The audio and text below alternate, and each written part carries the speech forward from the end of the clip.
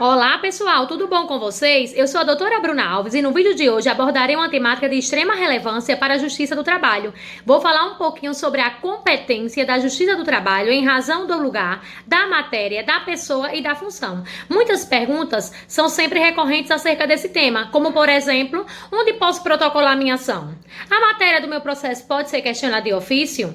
As pessoas sempre serão legitimadas para ingressar numa ação trabalhista? E qual é a função de uma ação trabalhista? Primeiro ponto que iremos abordar será a competência em razão do lugar, onde posso protocolar minha ação trabalhista. Vejam bem, essa questão ela é uma questão de competência relativa, na qual não pode ser decretada de ofício pelo juiz. Cabem às partes do processo arguir onde será protocolada essa ação. Em regra, a regra geral é que a ação trabalhista ela será protocolada no local da prestação do serviço. Existem exceções, claro, como por exemplo do empregado viajante. Se o empregado ele for viajante, a ação trabalhista dele pode ser protocolada tanto no local onde a empresa tem agência ou onde ela tem a sua filial.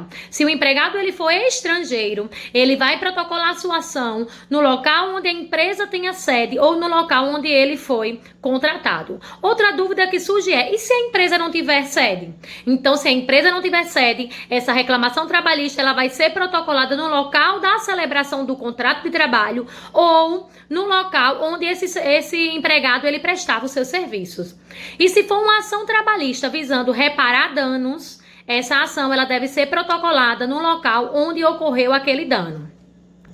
No que diz respeito à competência em relação à matéria, esta é uma competência absoluta e ela pode sim ser decretada de ofício pelo juiz, certo? Em razão da matéria, vai se discutir aí na questão dessa competência qual é a matéria definida como a causa de pedir e o pedido, certo? Lembrando que nós já ouvimos muito um jargão dizendo que todo trabalho, ele é uma relação de emprego, mas nem todo emprego é uma relação de trabalho. Por quê? Porque trabalho, ele é um gênero da qual emprego é uma espécie. E para poder ser caracterizado como emprego, tem que preencher os requisitos do artigo 3º da CLT. SOPA, subordinação, onerosidade, pessoalidade e habitualidade. Subordinação que existe em regras dos nossos superiores, né, do nosso patrão.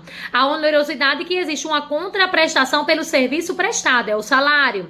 A pessoalidade que o trabalho é exercido por aquele empregado e a habitualidade que é um trabalho constante, certo? Então existem matérias que serão dirimidas na Justiça do Trabalho, quais sejam elas? Então, sempre que houver matérias referentes às relações de emprego, né, quando preencher os requisitos do artigo 3º da CLT, descumprimento de normas gerais da CLT, meio ambiente do trabalho, questões que envolvem verbas rescisórias, seguro-desempregos e outros.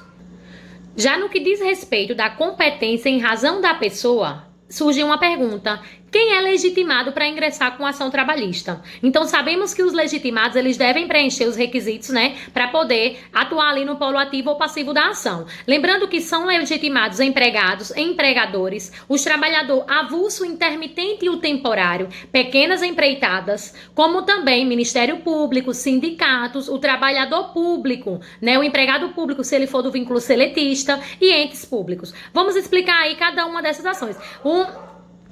O trabalhador avulso é aquele empregado portuário, certo? Já o trabalhador temporário é aquele que as lojas, por exemplo, elas contratam em períodos festivos, como por exemplo no Natal, que contratam alguns empregados para poder ali trabalhar naquele período festivo, certo? Desde que preencham os requisitos do artigo 3º da CLT, que é a subordinação, onerosidade, pessoalidade e habitualidade. E o intermitente é aquele trabalhador que só é solicitado quando o seu patrão necessita. Então esses podem ingressar com a demanda trabalhista na Justiça do Trabalho. A pequena empreitada também, porque existem também os elementos que caracterizam a relação de emprego, né? O Ministério Público atua em nome próprio um direito alheio sempre que houver violações, né, aos direitos trabalhistas ou então em caso de trabalho escravo, trabalho infantil, enfim, em diversas demandas. Os sindicatos, eles atuam em substituição processual nas ações coletivas, ou seja, dissídios coletivos. O empregado público, se ele for do vínculo seletista, pode ser dirimido esse conflito na Justiça do Trabalho, mas se ele for todo vínculo estatutário vai ser dirimido na justiça comum, certo? E entes públicos também. Tem curiosidades. O trabalhador autônomo, como ele não preenche os requisitos de subordinação, onerosidade, pessoalidade e habitualidade, essa demanda ela vai ser trazida para a competência da justiça comum. E a empreitada comum também, porque a pequena empreitada, ela fica na justiça do trabalho e a empreitada comum, ela vai para a justiça comum.